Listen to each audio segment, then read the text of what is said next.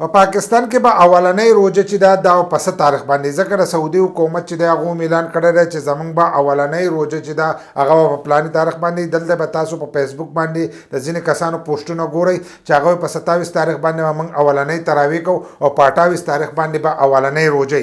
نو کم کسان چې دا قسمه پوسټونه کوي هغو ته خو د سره پته نشته چې دا روزه په کم تاریخ باندې راځي، ځکه که په 28 تاریخ باندې کوي نو دا میاشت چې ده دا بیا د اتیشتو راځي او د اتیشتو میاشت چې ده دا نه. نو د محکمې موسمیات د طرفه چې د سعودي د طرفه هم دا وینا شوې ده چې زموږ به اولنۍ روزه چې ده هغه به په 1 مارچ باندې، لکه په 1 مارچ باندې دی زموږ به اولنۍ روزه. او د پاکستان محکمه موسمیات چې د هغو هم وینا دا کړې ده چې په 1 تاریخ باندې چې زموږ روزه نشي راتلی، ځکه چې په هغې باندې کوم میاشت چې موږ ګورو نو د هغې عمر کم دی. لکه په 1 تاریخ باندې چې دی دلته روزه نشي راتلی نو په 2 مارچ باندې چې دی روزه به راځي.